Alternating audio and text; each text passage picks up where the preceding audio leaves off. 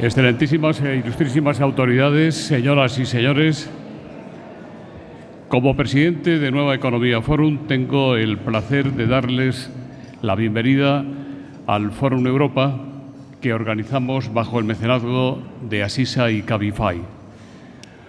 Hoy tenemos el placer de recibir como ponente de esta tribuna al secretario general de la Conferencia Episcopal Española, Monseñor Luis Argüello, al que va a presentar el presidente de Cáritas Española, don Manuel Bretón. Querido Manuel, la tribuna es suya.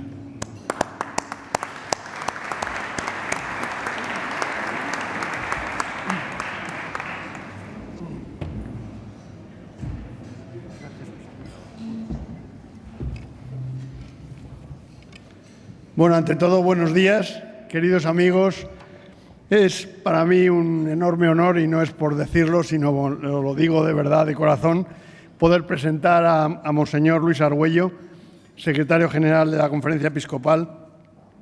Y así que, si me permiten, quiero saludarles primero y agradecer a este foro la oportunidad de que nos acompañen todos ustedes.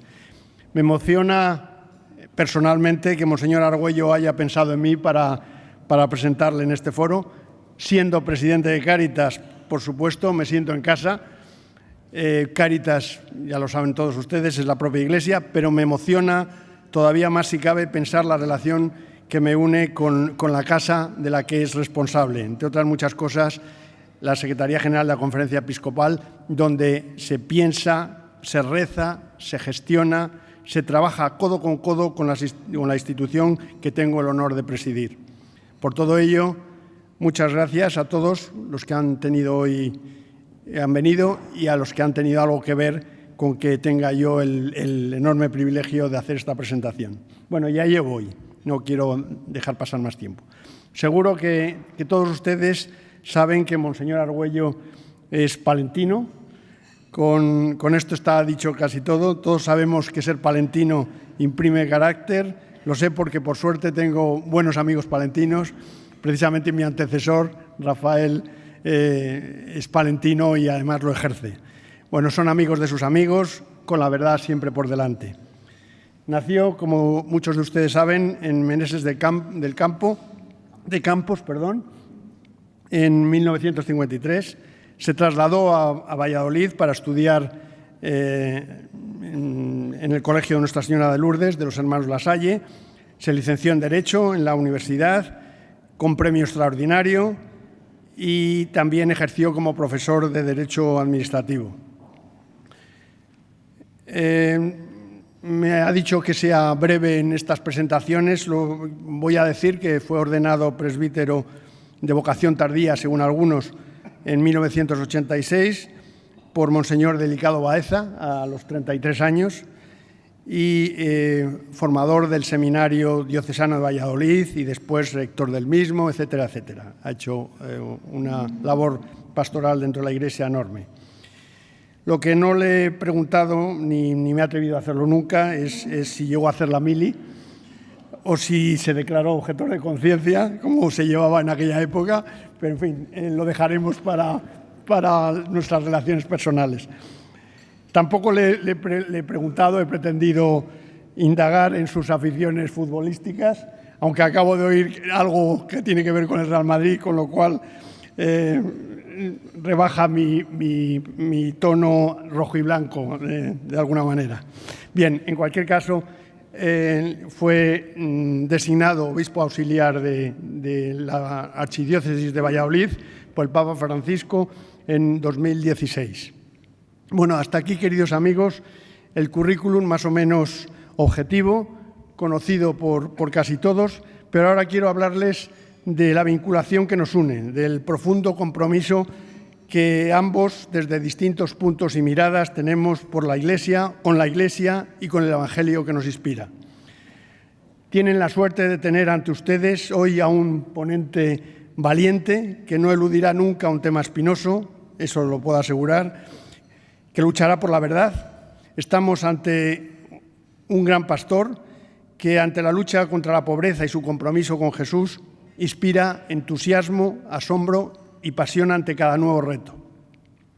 Les aseguro que en el mundo en que nos ha tocado vivir son cualidades imprescindibles para intentar respirar la fe de Cristo y estar absolutamente decidido a que este mundo sea mejor. Los que le conocen bien, bastante mejor que yo seguro, me he informado, don Luis, y he constatado esta información, como siempre hace usted, todos coinciden en su talante moderado y conciliador, enamorado de Jesús, al que ha dado la vida por seguirle, su fe comprometida con la caridad política y con la construcción de una iglesia en salida hacia las periferias. Y además con gran capacidad de comunicar, y ahí en el puesto que ejerce es importantísimo. Humilde y pronto a la disculpa cuando considera que se ha equivocado y preparado siempre a la escucha, que plantea nuevas iniciativas, nuevos caminos para servir más y mejor a nuestra Iglesia. Valiente una vez más, vuelvo a repetir la palabra valiente, en la lucha por llevar el mensaje de Jesús a los que más lo necesitan y por buscar la verdad, con gran capacidad de análisis, siendo de la justicia y de trabajo incansable.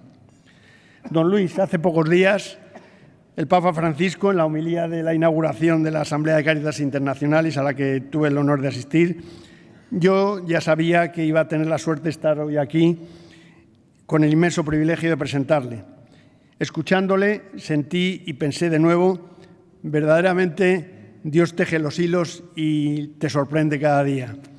El Papa nos habló de los hombres imprescindibles para cualquier tiempo cuando se trata de transmitir el mensaje del Evangelio, de aquellos que tienen el coraje de la renuncia a partir de la humildad y de la escucha, mirando a las personas de arriba abajo solamente para ayudarles a ponerse en pie.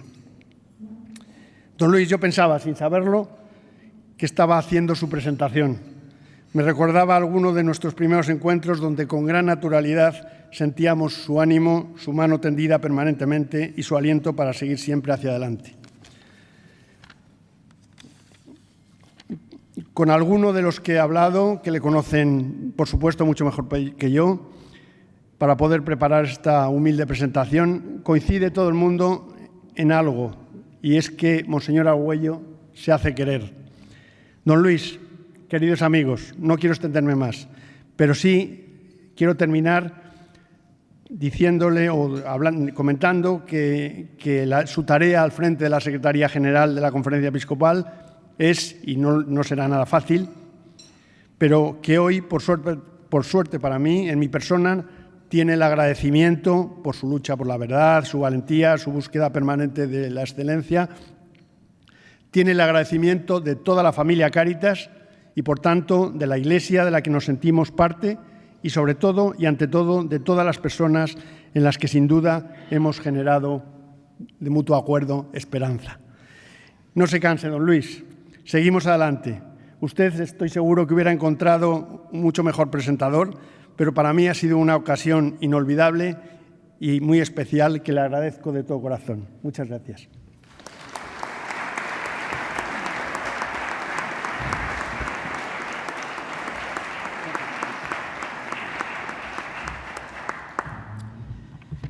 Buenos días. Yo, en mi ir y venir de Valladolid a Madrid, coincide que estos días estoy haciendo la visita pastoral a los pueblos de Tierra de Campos, que son en la diócesis y provincia de Valladolid 87. Entre los 87 duermen en ellos unas 13.000 personas, aunque el censo dice que viven 20.000, ¿no? Entonces es una realidad de pueblos pequeños, de iglesia sostenida y mantenida por la fe, de gente como mi madre, de la que te has olvidado en la presentación y no tenías por qué citarla, pero a la que yo agradezco haber recibido el conocer a Jesús y a la Virgen María. Porque al fin y al cabo yo soy un cura de un pueblo de Tierra de Campos, y de lo que quiero hablarles es de esto, de Jesús y de la Virgen María. En realidad, la ocasión de este encuentro, y agradezco a los organizadores del acto el poder estar aquí, es la presentación de esta memoria anual de actividades de la Iglesia Católica en España, que decimos en la presentación de la misma memoria que quiere ser un ejercicio de transparencia. Una de estas palabras y propuestas de moda que seguramente hay que subrayarlas especialmente porque ha disminuido la confianza y hay menos capacidad de trascendencia. Y entonces nos tenemos que agarrar a la transparencia, que por otra parte es de justicia, dar cuenta cuando además se reciben fondos donativos de tantas personas y también en un ejercicio de democracia fiscal, a través de la asignación tributaria, la Iglesia recibe también unos fondos de los que en justicia debe dar cuenta de su uso. Pero como van a ver, yo no les voy a hablar de números, porque los números están aquí, sino que quiero hacer un ejercicio de transparencia de un pueblo que tiene muchos rostros, que es la Iglesia. Porque en lo que hacemos es memoria de actividades, quisiéramos saber expresar lo que somos. Y más aún, en lo que hacemos, queriendo expresar lo que somos, nos gustaría, esto sí, transparentar quién actúa en nosotros, para que podamos ser lo que somos y hacer lo que hacemos. Porque si no, las actividades, y mira que son importantes, porque en ella hay multitud de encuentros, miles de personas, cantidad de manos y rostros. Pero si todas esas personas que se encuentran con otros con motivo de las actividades de la Iglesia no perciben una novedad en lo que somos y la presencia de alguien, de un misterio innombrable que va adquiriendo nombre, rostro, manos y que actúa en nosotros para que podamos ser lo que somos y hacer lo que hacemos. Sí, porque nosotros, este pueblo de muchos rostros, cree en Dios Padre, Hijo y Espíritu Santo. Un Dios comunión sorprendente que ha querido crearnos a su imagen y semejanza. Un Dios que se manifiesta en la gloria de la creación.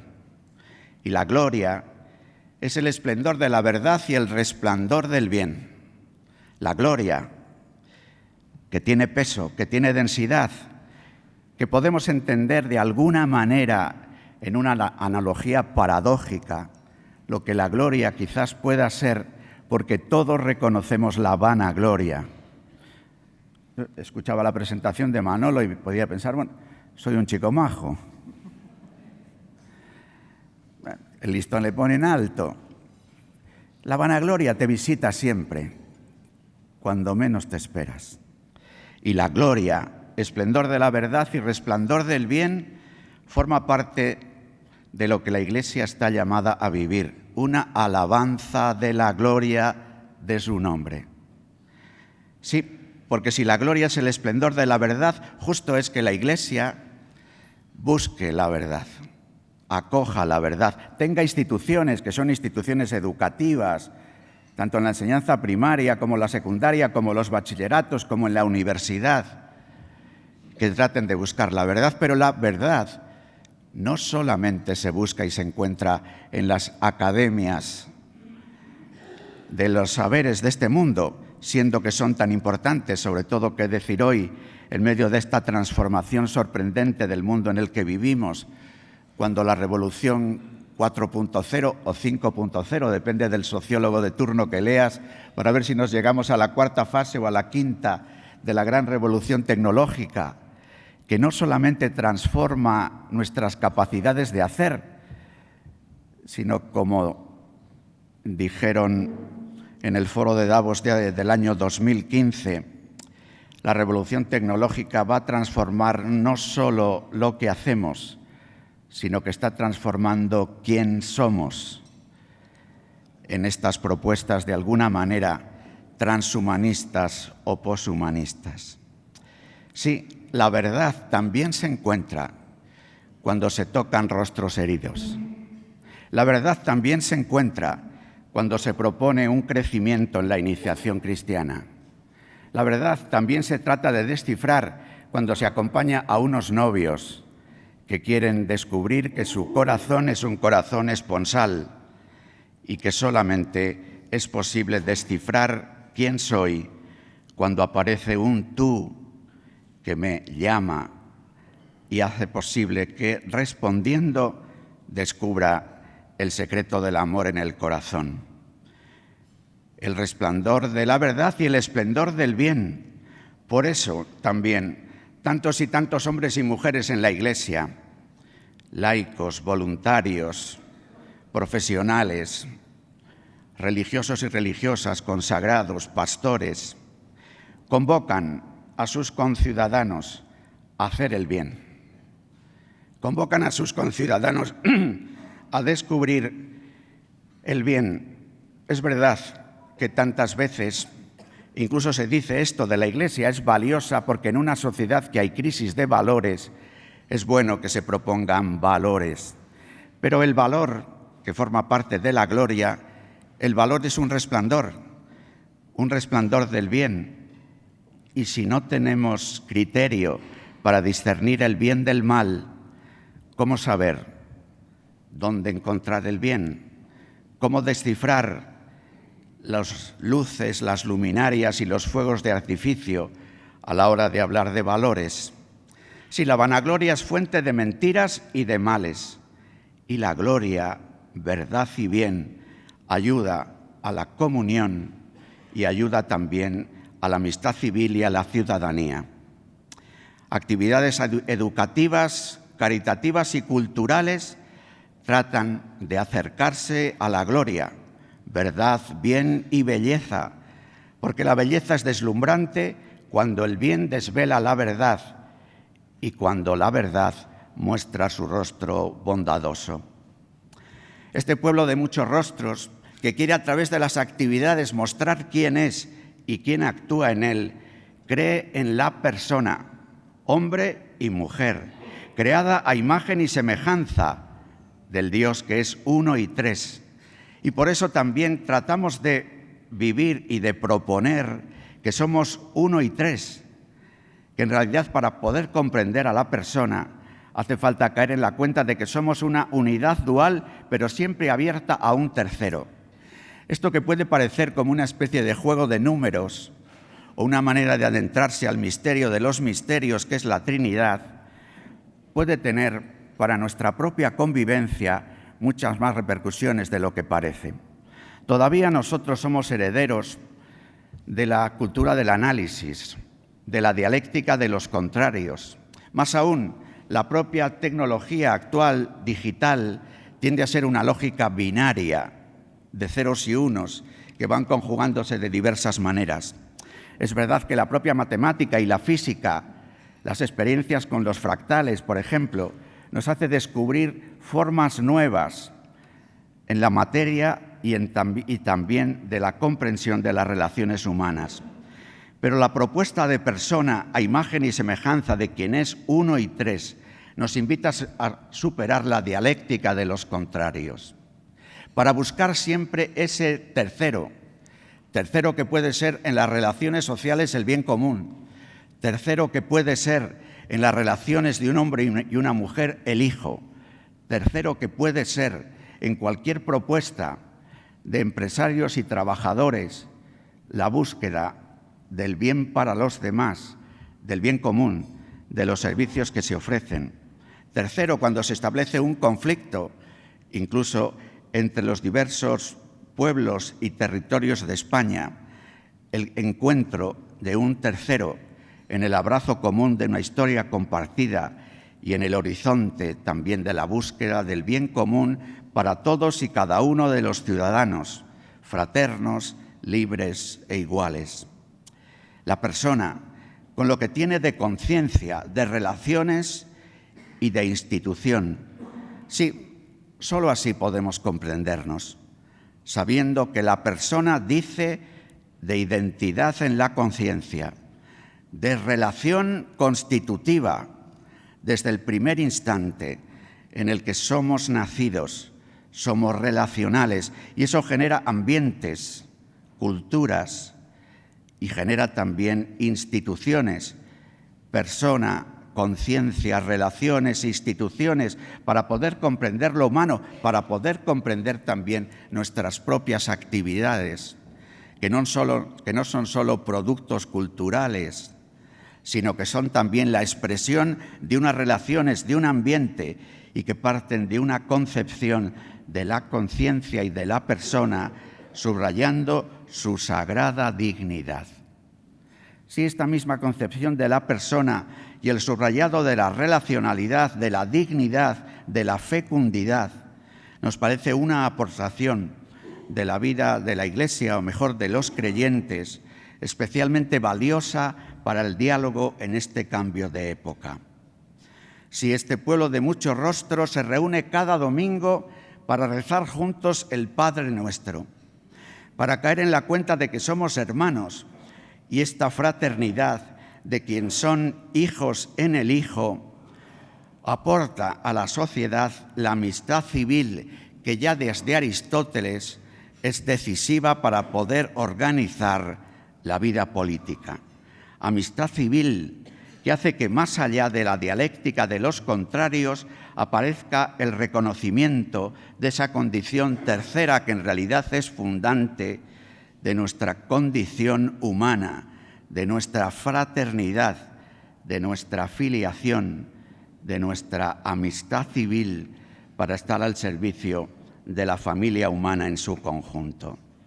Esta fraternidad la vive la Iglesia Católica en una doble modalidad, Iglesia particular y universal. Sí, un pueblo con muchos rostros, un pueblo entre los pueblos. Iglesia particular y universal. Universal para que la particularidad no sea una coartada para encerrarnos endogámicamente en nosotros mismos. Particular para que la afirmación de la universalidad no suponga una evasión de los rostros concretos, de tierras y de pueblos, de circunstancias cotidianas en la vida de cada uno de los hombres y mujeres. Particularidad y universalidad.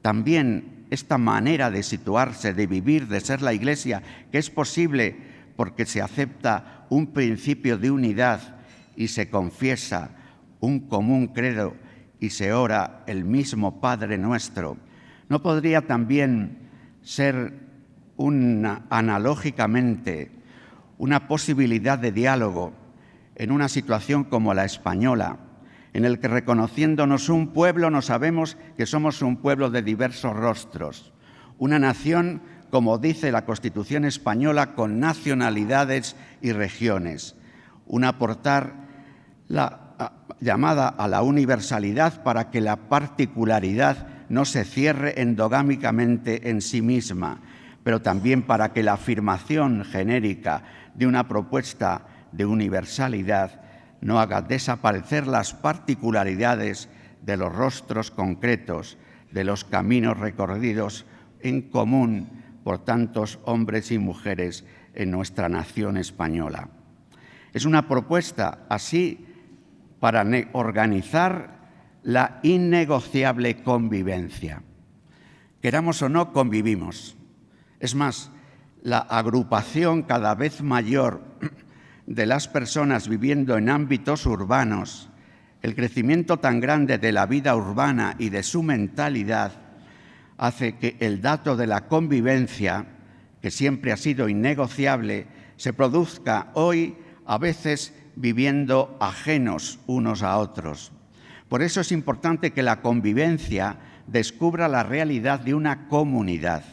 Y la comunidad es posible, el salto de convivencia a comunidad, la amistad civil, si en medio de los que conviven, si siendo fermento de comunidad, hay una comunión que es lo que quiere ser la Iglesia, una comunión que haga posible la comunidad en la convivencia, una comunión que, como dice el sociólogo italiano Roberto Espósito, nos permita descubrir la communitas, es decir, el que viviendo juntos el que conviviendo y teniendo que organizar juntos el común, descubramos que communitas significa compartir un mismo munus, una misma tarea, la tarea de la dignidad, del bien común, de la justicia, de la edificación de la familia humana. Y es importante subrayar la communitas, porque también en expresión del mismo sociólogo italiano, vivimos muy tocados por la inmunitas.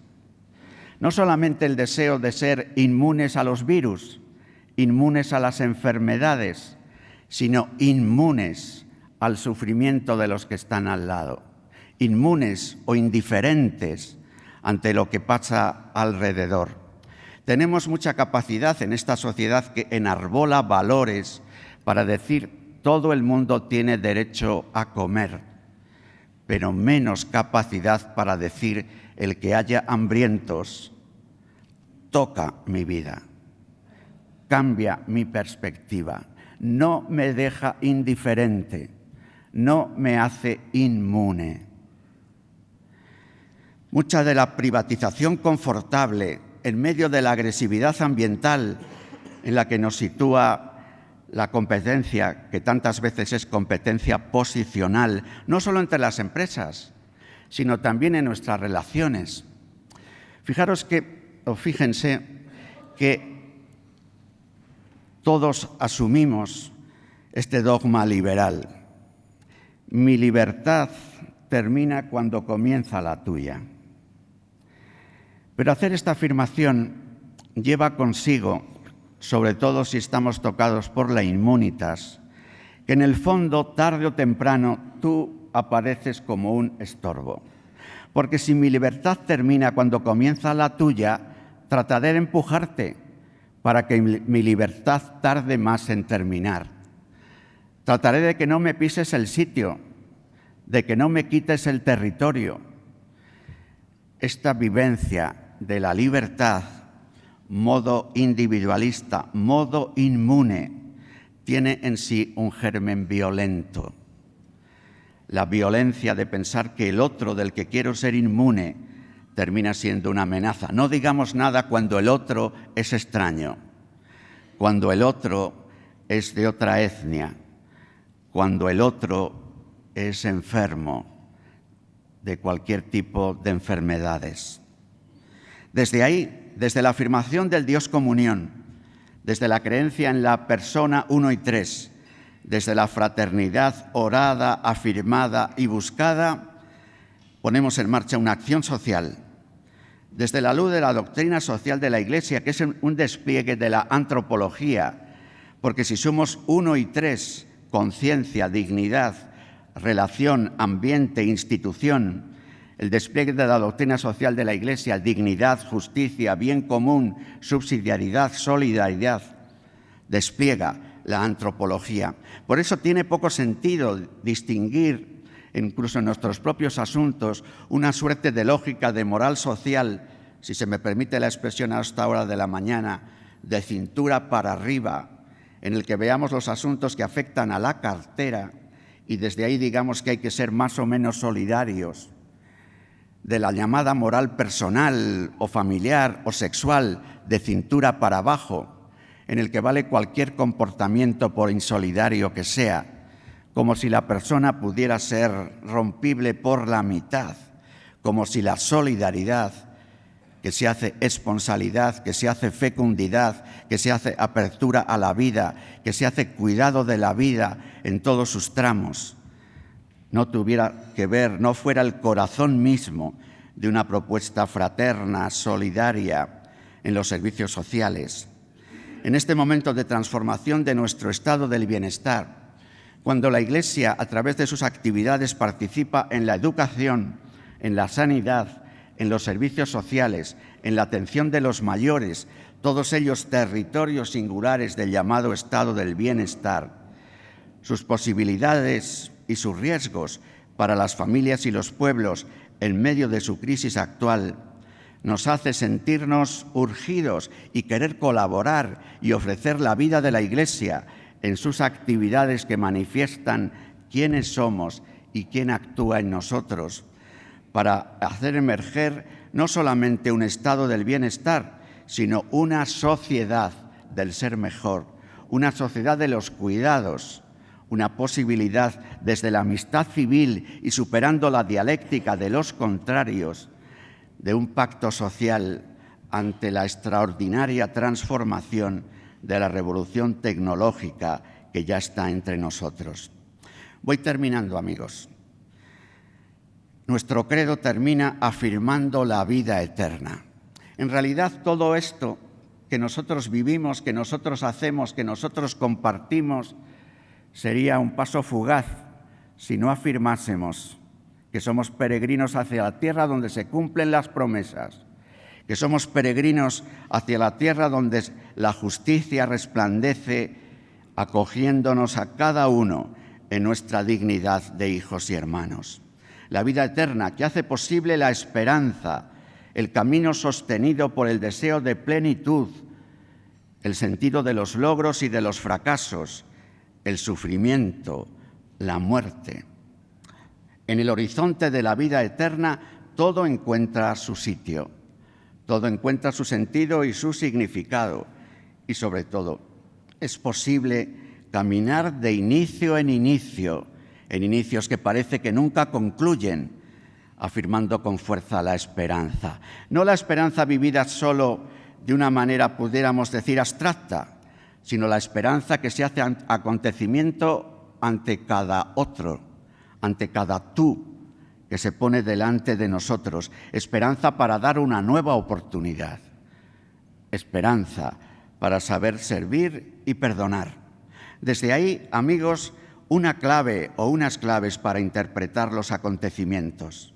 Nosotros creemos que todo ha salido de las manos de Dios, que la creación es un don recibido y que se nos ha dado la encomienda de cuidar y desarrollar lo creado. Sabemos bien que este corazón humano que está bien hecho, porque está hecho a imagen y semejanza del Dios amor, está herido, que la gloria se hace vanagloria, que el amor se hace amor propio, que el deseo se hace apropiación. Y no hay leyes que curen esto.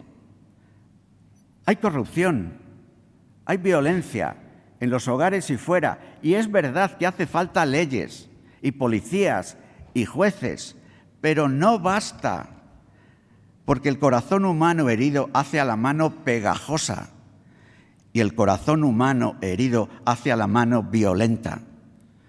Por eso, además de leyes, además de policías, además de juicios, además de protocolos, hace falta humildemente caer en la cuenta de la herida del corazón, y nosotros todavía no sé si demasiado humildemente o suficientemente de manera humilde ofrecemos que la herida puede ser curada, que Jesús es el Salvador, que ha vencido al pecado y a la muerte, que es posible la esperanza y que es posible la curación de la herida y la paciencia también para soportar las propias y las de los amigos y enemigos.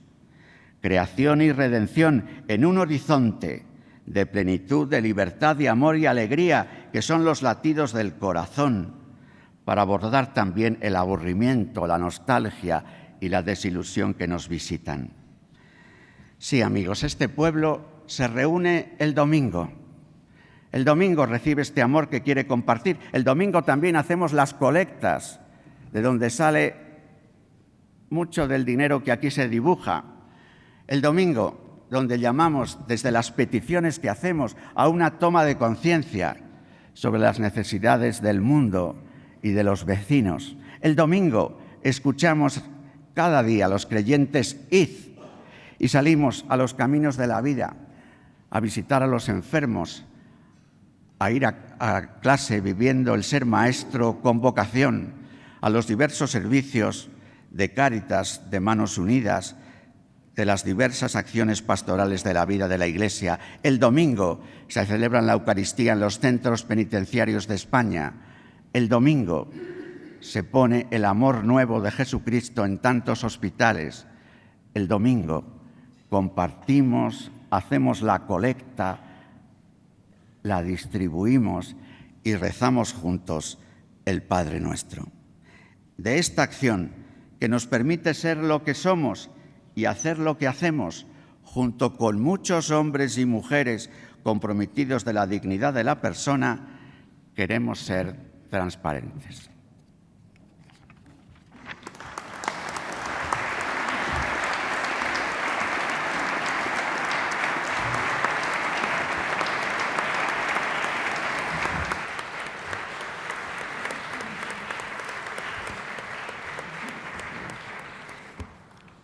Muchas gracias, monseñor. Muchas gracias, don Manuel, por la presentación.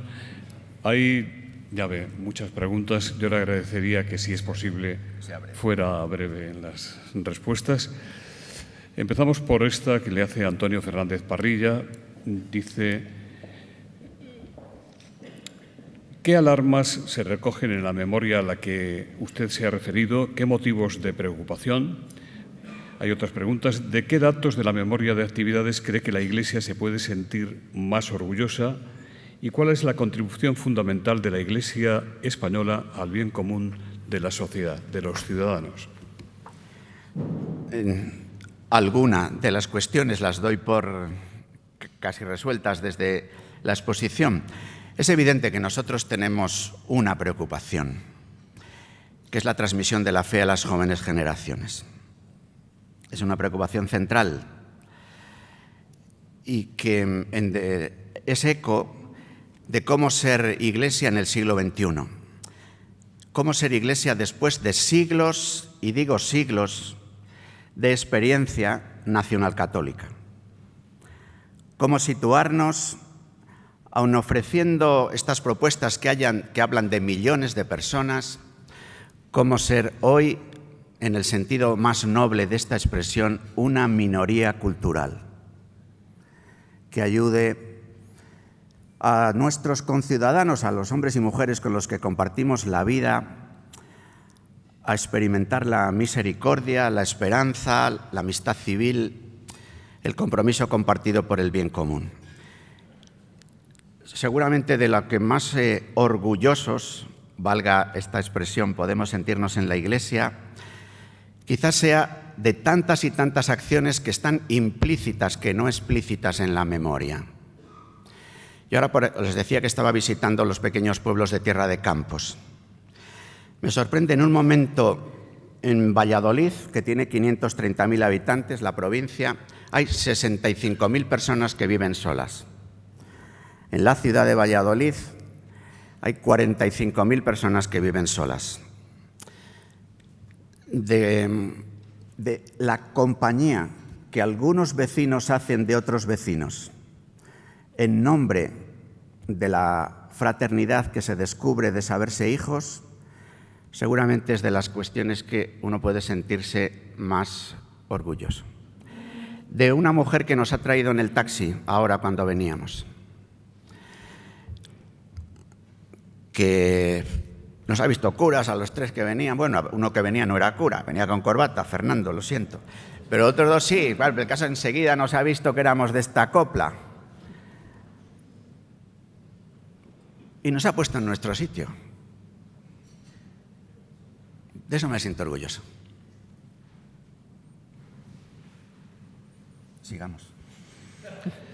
Minerva Oso, de Radio Nacional, dice: ¿qué opina de que, según los datos de la última memoria, siga descendiendo el número de bautismos o matrimonios religiosos? Sí, ya hablaba antes de esta gran preocupación. Es verdad que los números, porque es verdad que la Iglesia convoca a mucha gente hoy, pero es evidente que dentro de la crisis, esta mujer, por ejemplo, en la que veníamos en el taxi, nos hablaba del bautizo de un hijo suyo y cómo la gente que ella conocía le había dicho: pero ¿por qué bautizas si esto ya no está de moda?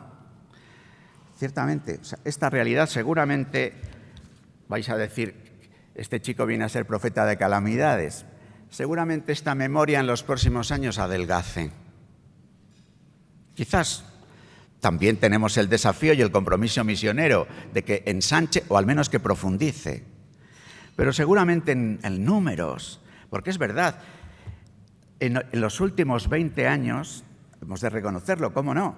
Hemos pasado del 80% de matrimonios celebrados según el rito católico al 20%, en 20 años, que es un desplome. Lo que pasa es que esto, que desde el punto de vista de la institución en nombre de la cual yo hablo en este momento, es ciertamente preocupante, pero nosotros pensamos que también es socialmente preocupante, porque la comprensión del matrimonio, luego los hombres y mujeres vivimos nuestras peripecias y hemos de ser comprensivos con todos y con todas las peripecias, pero el que haya hombres y mujeres que hagan una propuesta de hacer una alianza de amor para toda la vida y estando dispuesto a coger no solo lo bueno de la otra persona, lo que enamora, sino a coger el lado oscuro y abrazar el lado oscuro, yo creo que eso es una buena cosa. No digamos nada si ese matrimonio es abierto a la vida en medio del invierno demográfico. ¿No creen ustedes, no creéis vosotros, hermanos y amigos, de que promover una alianza de un hombre y una mujer que digan nos queremos y para toda la vida, que ofrece el sacramento del matrimonio? Gracia y compañía. La gracia del Señor y la compañía de unos hermanos. Lo que pasa es que muchas veces el matrimonio se vive y de la gracia y de la compañía, si te he visto no me acuerdo. Y abiertos a la vida, abiertos a la vida. El principal problema de nuestra sociedad, el punto cero de nuestros problemas es la falta de vida. Soledad Cifuentes le pregunta qué previsión manejan ustedes sobre los ingresos provenientes de la declaración de la renta de este año. Le pregunta si más o menos que los años anteriores y si llega bien a los ciudadanos la utilidad benéfica de marcar la casilla a favor de la Iglesia.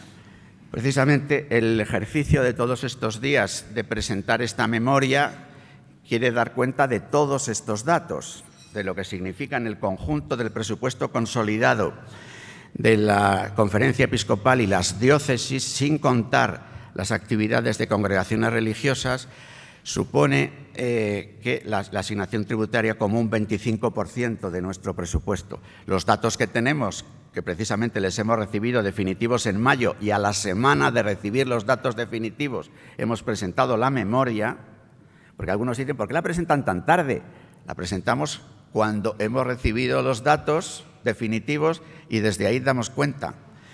Entonces, la verdad es que los datos, la declaración de la renta que hicimos en el 2018 sobre los ingresos del 17, que es lo que está aquí, ha supuesto un crecimiento tanto de asignantes como de cantidad recaudada, porque seguramente también la cuota de los que hemos hecho la declaración de la renta ha sido mayor por esa salida de la crisis, que bien sabemos que es una salida dual, que algunos han salido, otros han asomado la manita y otros nada. Pero las previsiones para este año no lo sabemos, estamos ahora haciendo la declaración. Si alguno de ustedes todavía no la ha hecho, no se olvide de marcar la X en favor de la Iglesia y también la de Asuntos Sociales. Adela Molina, de la cadena SER, dice, a la vista de la suspensión cautelar de la exhumación de Franco, acordada por unanimidad por el Tribunal Supremo, ¿cree que el prior de la abadía acertó al negar el permiso de acceso al Gobierno? ¿Respalda el recurso al proceso que han presentado los benedictinos? En la Iglesia, tanto la Iglesia particular de Madrid como la Iglesia española, y en la medida en que se han elevado consultas a la Santa Sede, ha mantenido este mismo criterio.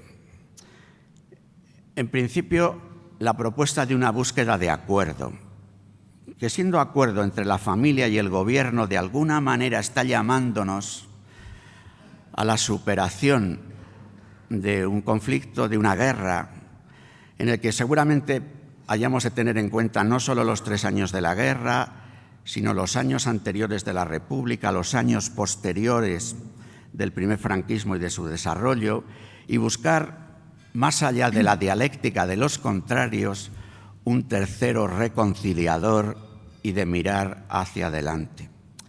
Si esto no ha sido posible, el criterio ha sido siempre pues el que los tribunales hablen. Estamos, es verdad, en un espacio que tiene la administración eclesial, que es un espacio en el que la Iglesia celebra la liturgia, pero es también un lugar que pertenece al patrimonio del Estado. Es un valle de los caídos en la guerra donde está enterrado el general Franco. Ciertamente, seguramente los españoles precisamos abordar esa situación. Al no haber habido un acuerdo, los tribunales tienen que hablar y el abad del Valle de los Caídos aceptará, lo ha dicho él también, lo que el tribunal diga. Alicia Centeno le pregunta si preocupa a la Conferencia Episcopal Española que una posible incorporación de Unidas Podemos al próximo gobierno español pueda derivar en un intento de acabar con el concordato. Bueno, el concordato que no es tal, el último concordato firmado como tal es del año 1953. Lo que nosotros ahora tenemos unos acuerdos Iglesia-Estado que están además bajo el marco de la Constitución española del 78. Se negociaron los acuerdos al mismo tiempo que se estaba elaborando la Constitución y se firmaron después de aprobada la Constitución. Ni que decir tiene que siempre que hay un acuerdo entre dos partes es posible que una parte plantee el que se pueda dialogar sobre el acuerdo. A nosotros el acuerdo nos parece valioso. Entre los presentes hay una persona que sabe de los acuerdos seguramente más que ninguno de los que estamos aquí. La experiencia de esta colaboración entre la Iglesia y el Estado español, y más allá del Estado español, de la sociedad española, nos parece valiosa y, en todo caso, si es que esto se planteara, estaríamos dispuestos a ver qué es lo que se plantea, sabiendo que el interlocutor no es la Conferencia Episcopal, sino que se trata de la Santa Sede. Estamos hablando de un acuerdo internacional firmado entre la Santa Sede y el Reino de España. Laura Ramírez, de Europa Press, dice: en unos días de pactos y formación de gobiernos, ¿qué reclaman los obispos a los distintos partidos políticos? ¿Les gustan más unos socios de gobierno que otros? Sobre esto los obispos no tienen la llamada que hacemos, la llamada que yo haría, porque yo tampoco soy quien para hablar en nombre de todos los obispos de España, que cada cual tiene su discernimiento para en su territorio decir lo que le parezca oportuno. Yo sí que haría un llamamiento a salir de la dialéctica de los contrarios. Es verdad que la regla de la democracia es la que es, y si se gana por un voto, o por 1000, o por 1.000.000, se ha ganado. Pero es verdad que la sociedad española somos todos, los que ganan, los que se quedan en medio, los que pierden, incluso los que no votan. Y entonces yo sí que haría un llamamiento a cualquier gobierno que fuere formado que en la medida de lo posible tengan en cuenta el bien común de todos los españoles. Hoy la categoría bien común ha sido sustituida por interés general, y el interés general es medido por el interés particular de quien en un momento dado domina. Seguramente es así la democracia, pero si no hay una perspectiva mayor de no pensar solo en 4 años, sobre todo con los desafíos tan tremendos del momento actual, en la sociedad mundial, europea, en la crisis del estado del bienestar, en la revolución tecnológica, mirar en un horizonte pequeñito de 4 años y en un horizonte parcial de unos sobre otros, ese sería nuestro llamamiento, un llamamiento a buscar el bien común como tercero y a mirar en una perspectiva no de corto plazo, sino de medio y largo plazo. Santiago Forte dice: ¿cuál es la posición de la Conferencia Episcopal ante las campañas a favor de la eutanasia y a la revisión de la ley del aborto? Nosotros, en la insistencia, que es de toda la Iglesia, de afirmar con radicalidad la dignidad de la vida humana, pensamos que incluso, aun pareciendo nuestra posición que es dura, ¿por qué digo que es dura? Porque hoy se ha extendido en la cultura dominante más o menos el siguiente axioma: es preferible no nacer a nacer para sufrir, y es preferible morir a seguir viviendo para sufrir y hacer sufrir. Claro, cuando nos cuesta trabajo afirmar el fundamento de la dignidad humana, Cuando nos cuesta trabajo tener criterios para el discernimiento del bien, emerge criterios emotivistas. Y el criterio del sufrimiento aparece, que es importante, como no hay que tener en cuenta el sufrimiento de la gente, pero el sufrimiento aparece como un criterio de categoría moral. Y yo creo que ahí se produce un despiste. Nosotros pensamos que el afirmar con radicalidad la dignidad de la vida, la propuesta de la vida, la defensa de la vida, en todos los tramos, en todos los momentos de la vida, tiene dos líneas rojas en el momento del nacimiento y en el momento de la muerte, que hacen que no solo esos dos momentos, sino que en todo lo que hay en medio, la afirmación de la dignidad aparezca ahí afirmada con todas sus consecuencias. Hoy hemos visto la noticia de esta joven holandesa que por las leyes holandesas dice: tengo 17 años, ha escrito un libro, lo cuenta en sus redes y dice: no aguanto más el sufrimiento, me quiero morir, y ha conseguido que la ayudasen a morir. Fijaros que en la misma Holanda se planteó el año pasado la posibilidad de la eutanasia para los ancianos que estén cansados de vivir. ¿Cómo se mide eso? Sobre todo en una época en la que pagar las pensiones es complicado, en el que el estado del bienestar tiene que ver cómo ahorra. ¿No nos parece a todos que, afirmada con radicalidad la dignidad humana, tendríamos que hacer esfuerzos por acompañar y aliviar el sufrimiento, por acompañar la soledad, por buscar en los cuidados paliativos y también, ¿por qué no decirlo?, el Colegio de Médicos de Holanda, cuando se planteó el año pasado el debate sobre la ampliación de la ley de eutanasia, ya bastante generosa, de hecho ya ni siquiera se llama de eutanasia, en Holanda los propios médicos dijeron, ante esta propuesta de ayudar a morir a los ancianos cansados de vivir, dijo: ¿no les parece a ustedes que habría que buscar, además de una ayuda social de compañía, una ayuda espiritual? Lo dijeron el Colegio de Médicos de Holanda, cayendo en la cuenta el que no cabe duda de que una perspectiva trascendente de la existencia nos hace mirar la vida desde el primer instante de la concepción, que además hoy sabemos del genoma humano, que sabemos del ADN, que hay ecografías 3D, que se ve al niño desde el primer momento.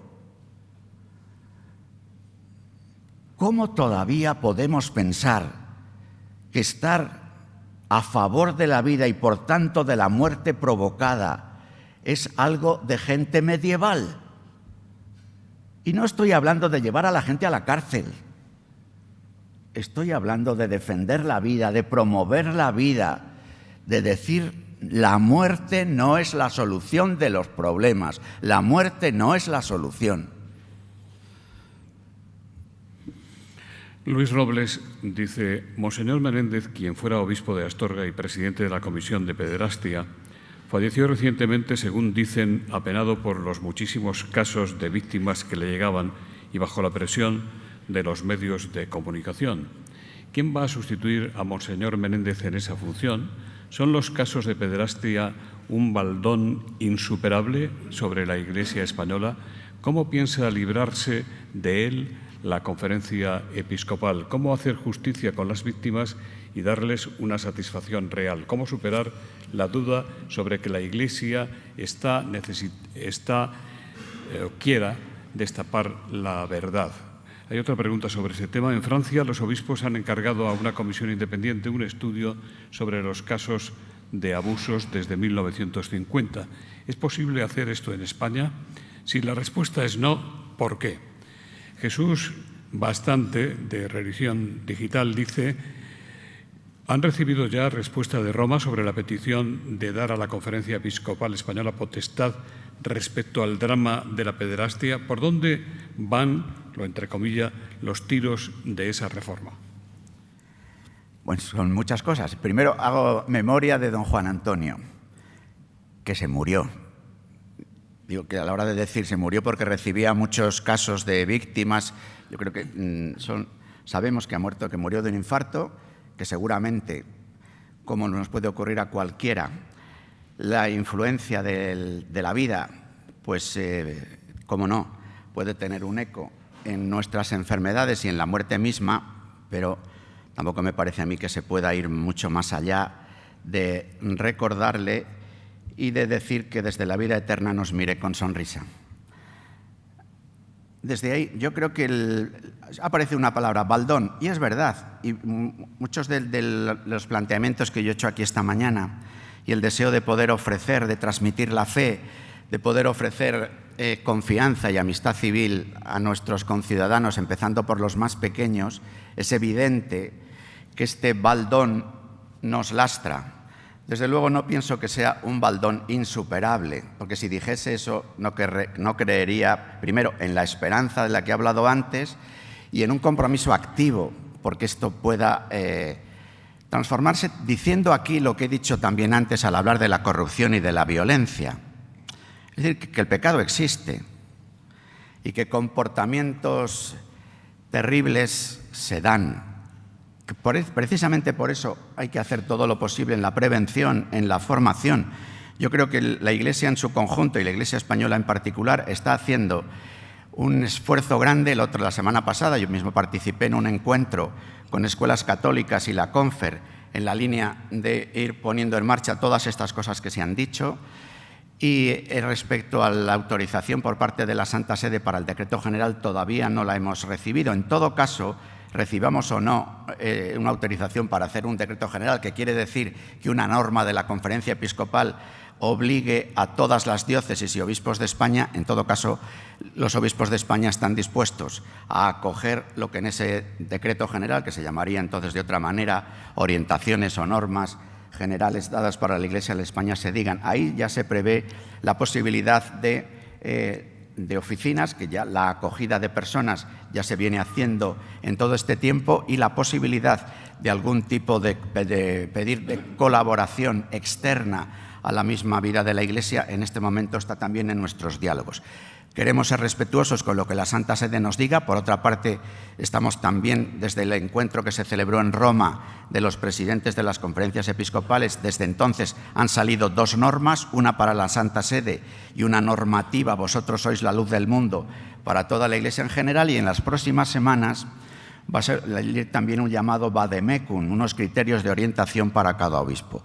Nosotros queremos recibir todas estas propuestas de la Iglesia Universal, también recogemos las experiencias de otras iglesias, de Estados Unidos, de Francia, de Alemania, de Italia, y así ir avanzando. Respecto al nombre que pueda sustituir a don Juan Antonio, ha sido algo muy inmediato. Hoy mismo la Conferencia Episcopal tiene comité ejecutivo, a finales de junio comisión permanente. Quizás en alguna de estas instituciones se pueda hacer alguna propuesta, al menos de transición, porque la Conferencia Episcopal Española renueva sus cargos en marzo próximo. Javier Castro Villacañas, de El Mundo, dice: ¿cómo valora la Iglesia la ausencia de representantes del Gobierno y de la Casa Real en el centenario de la consagración de España al corazón de Jesús? También le pregunto si ejerce la Iglesia española algún tipo de autoridad en la situación política y social de nuestro país.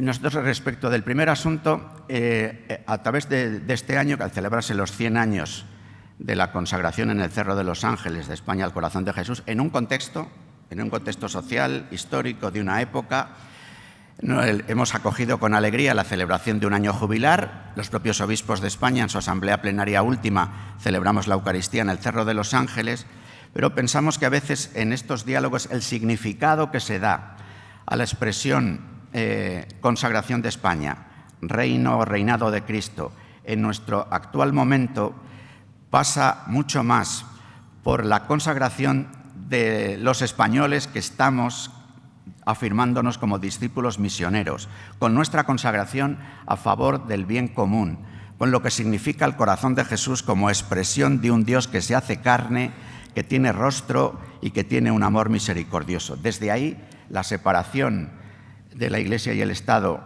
está afirmada en nuestra propia Constitución, con unos acuerdos, como hablábamos antes, y con un reconocimiento a las creencias de la sociedad española.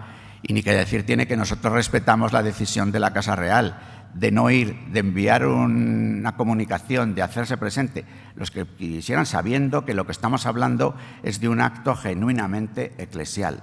En algunos actos eclesiales, no solo la Casa Real, sino nuestros pueblos, a veces miembros de las administraciones participan, otras no. Hemos de vivirlo con absoluto respeto, pensando también en la normalidad de vivir unas relaciones cordiales y, por tanto, de acogida mutua en nuestras diversas actividades. Minerva Oso, de Radio Nacional de España, dice: estos días está de actualidad la situación de los centros de internamiento de extranjeros por el juicio a Samba Martínez, mujer que murió hace 8 años tras un mes sin recibir atención adecuada. Mañana los jesuitas van a presentar un informe que denuncia la discriminación en el internamiento y condiciones de vulneración de derechos. ¿Cree que estos centros se deberían revisar o incluso cerrar? Revisar, desde luego, pero situado en el contexto general de nuestra acogida de inmigrantes, de pensar en las causas de las migraciones y nuestra responsabilidad respecto de los países donde las migraciones se producen, y desde la fuerte afirmación, que lo acabo de decir antes, de la radical dignidad de las personas. El que a personas que vienen de fuera, que no sabemos muy bien qué hacer con ellos, se les dé un tratamiento cuasi penitenciario, no parece lo más oportuno. Por tanto, la revisión es imprescindible y seguramente la búsqueda de otro tipo de soluciones lo conveniente. Almudena Hernández, de Servimedia, le pregunta si confía en una cercana visita del Papa a España. Se han avanzado pasos por parte de la Conferencia Episcopal Española. ¿Qué valoración hicieron ustedes cuando el Papa, en el avión que le llevaba a Roma después de un viaje papal, dijera que vendría cuando hubiera paz en España? A mí me sorprendió esa respuesta, la verdad. Yo creo que muchas veces la lógica de las preguntas inmediatas en los aviones y demás, yo creo que me quiero quedar más con el último viaje, con el último avión, en el sentido de abrir una posibilidad real. O sea, me pregunta por la confianza, yo esta confianza la tengo, y también entiendo mucho que Francisco esté queriendo subrayar con sus propios viajes lo que él nos dice a todos en nuestra actividad ordinaria, en la misión de la Iglesia. La salida a lo que él llama las periferias, de todo tipo, también las existenciales. Por eso, si vamos haciendo el dibujo de todos los viajes del Papa, los lugares que ha visitado, presenta ese subrayado. Con todo, la confianza en que pueda venir a España es grande. El año que viene se habla del Camino de Santiago, de celebraciones vinculadas al propio San Ignacio. Para nosotros sería una alegría inmensa que el Papa Francisco viniera, y en todo caso, si no, seguiremos también, católicos somos, particulares y universales, sus viajes a cualquier lugar del mundo. Yo, de todas formas, a las entrevistas de los aviones, sobre todo a estas preguntas que se producen casi después de acabada la rueda oficial, cuando un periodista se acerca a entregarle algo y al mismo tiempo que le entrega algo le pregunta y tal, pues les doy una importancia relativa. Confianza, sí. ¿Ya llevamos tiempo? Sí, hasta las 1. Todavía nos queda algo. Elsa, por cierto, ¿y la entrevista de Jordi Évole? Pues lo mismo digo, el Papa, que tiene derecho a sentarse con quien quiera, pudo pensar, mira qué bien que en la Sexta se oiga la palabra del Papa, que en la Sexta se oiga hablar de los inmigrantes y de las concertinas, y en la Sexta se diga aborto no, y en la Sexta se hagan propuestas de lo bueno que es creer en Dios. Parece que Jordi Évole se ha convertido. No lo sé, pero en todo caso su madre está muy contenta del encuentro y de un vídeo pequeño que le hizo, y eso siempre es bueno. Yo he empezado haciendo un elogio de mi madre, o sea que eso es estupendo. Al mismo tiempo les digo, la Conferencia Episcopal Española está vinculada a COPE, pues nos hubiera gustado que hubiera hecho la entrevista en COPE, pues claro que sí, pero lo vuelvo a decir, nuestra particularidad que defendemos y que proponemos no nos tiene que encerrar en una vida endogámica. Y por eso nos alegra mucho que el Papa Francisco haya ido a un sitio donde habitualmente lo mismo no se cuentan esas cosas. Don Fernando, aquí presente, el presidente de la COPE, todavía está encajándola, ¿no? Elsa González dice: ¿qué papel juegan hoy los medios de comunicación para la evangelización y la transformación de la sociedad? Rogelio Fernández dice: ¿para cuándo? Ah, no, esta es de otro tema, pues, que se lo voy a plantear. Aurora Salgado dice: ¿están satisfechos con la labor de la COPE y más tranquilos sobre el presente y el futuro de 13TV? Rafael Miner, de Palabra, dice: el domingo ha sido la jornada de las comunicaciones sociales. ¿Qué mensaje puede transmitir para llevar a las redes sociales la solidaridad y la fraternidad de la que usted nos ha hablado hoy? Sí, iba a empezar ya haciendo también ese comentario. Justamente la Iglesia está viviendo en esta semana marcada por la solemnidad de la Ascensión, este Día de las Comunicaciones. Es evidente que si una de las misiones centrales que tiene la Iglesia es hacer un anuncio, un